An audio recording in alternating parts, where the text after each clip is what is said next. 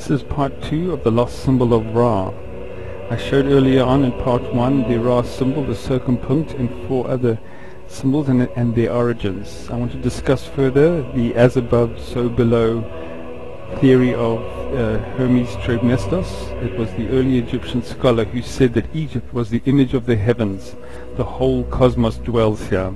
I then went on to prove that all the pyramids of Egypt, all 50, represent stars in the heavens. The reason for it was to show the X that marks the spot, the ultimate star of the god of Ra.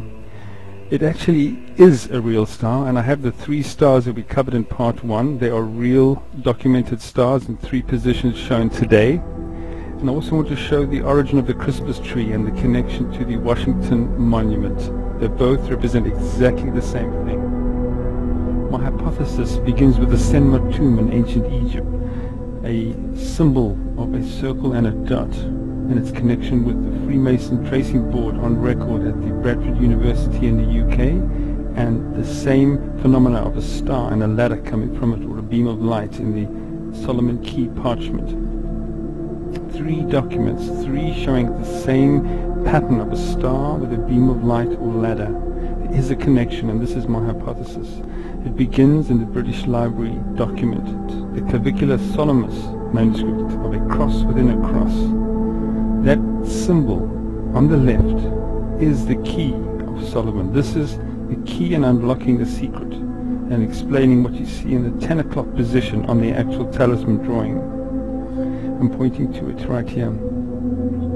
I believe it's Orion. Orion has the shape. Constantine claims to have seen it in the sky, a cross within a cross. He called it the Chi Rho, an X with a P through it. Here's an ancient artifact from a Roman helmet, and I am sure it is a double cross. Look at the angle of the cross and the P pointer going through the middle. Those are apparently 2 stars depicted on the artifact. Look closely at the beginnings of what I believe evolved from the Chi Rho, the cross, how it evolved over time as the sacred cross of the sky. You can see in the Solomon Key it is probably the nebula of Orion that matches the little detail you see here in the sacred double cross. The 2 seem to be the same. This is the Key of Solomon. Looking also now at the extra clues in the talisman itself, there are 2 orbs on each side of the star in the middle. I believe it is the Akhet, that is the symbol of the sun, the sunlight star on the horizon. I believe the star in position here is what is being measured on the horizon in the east and in the west. If you look at what is on the west, you'll see Orion has the same orientation that matches the angle at 10 o'clock position in the talisman drawing, this mysterious Solomon Key diagram. This is history. Going further now, taking the pieces of this secret, the outer rim has the stars in a puzzle as a cipher, and the key in starting the puzzle is following through from the direction of Orion through to the other side to puzzle piece 1, puzzle piece 2, puzzle piece 3, puzzle piece 4, puzzle piece 5, and then there's a new line, start with 6, 7, and 8. A complete pattern. What is this pattern? I believe it's the Pleiades.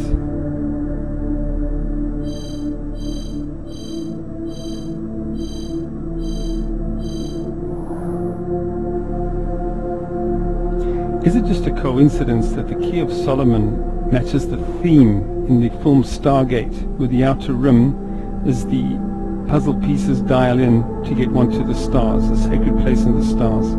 Coincidence, perhaps? We have the western horizon answered with Orion. We have the eastern horizon with the sunset mark now with the Pleiades. That answers the question mark in this diagram. There's the position of Orion on the horizon on a special day. The orientation matches. And on the same day, the Pleiades, exactly as it rises in the upright position as the leg of the bull standing upright. In astronomy, to find the special star position above the horizon vertical, one measures 33 degrees from the edge of Orion's belt vertical to find the star. Is it a coincidence that it's the same degree in Freemasonry that is the highest level to reach Master Mason? This occurs on the 15th of September, the day that Dan Brown launched the lost symbol. Did he forget that he had timed this day to match? Nothing was mentioned. The story progresses now to Italy. Rome has a secret. If looked at from above, looking at the basilica, it has the Chi Rho in its outer circle. It is Orion. Orion showing the way to the star castle. It is a star map and is in the shape of a key. The two are shown as one.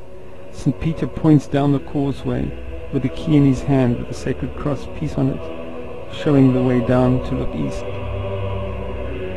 The 7 hills of Rome were not chosen just by coincidence. They fit the Pleiades in this perspective. It's a star map, same as the tracing board, except on the tracing board the key of Solomon is visible on the ladder, showing Orion is in the position looking upright. Looking at the 3 stars on the horizon on Sol Invictus, the 25th of December, a date that predates the Christ. In Rome, Sol Invictus, the Pope waves as he looks down the eastern horizon at the stars. My ancient star map theory is not only of this earth, it means our ancestors came from the stars. What about Mars? They say that there's pyramids on Mars, a human face.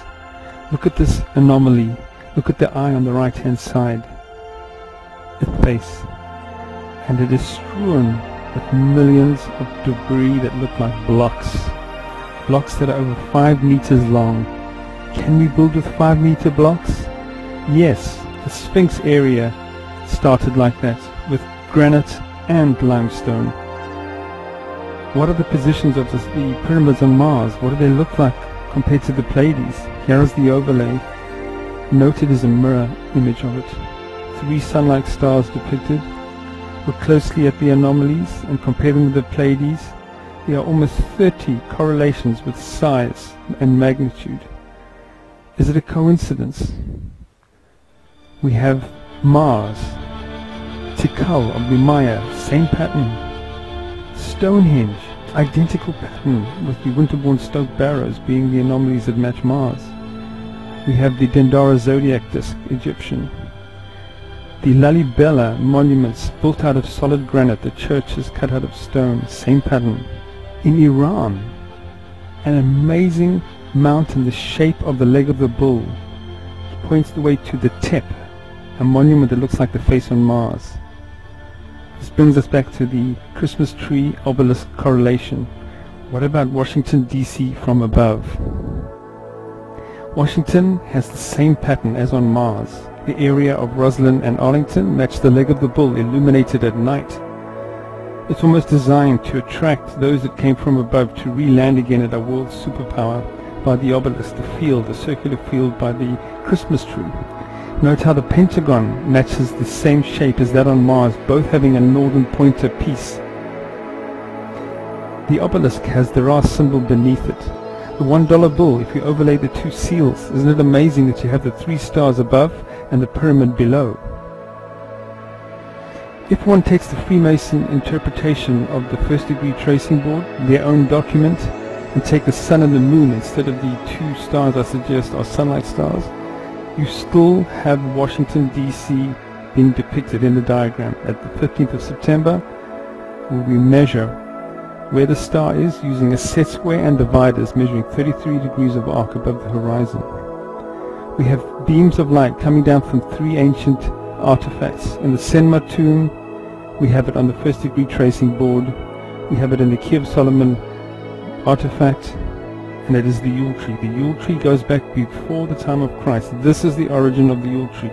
The Yule tree was chosen for its shape being conical, putting the star at the top, celebrating this star of human origins.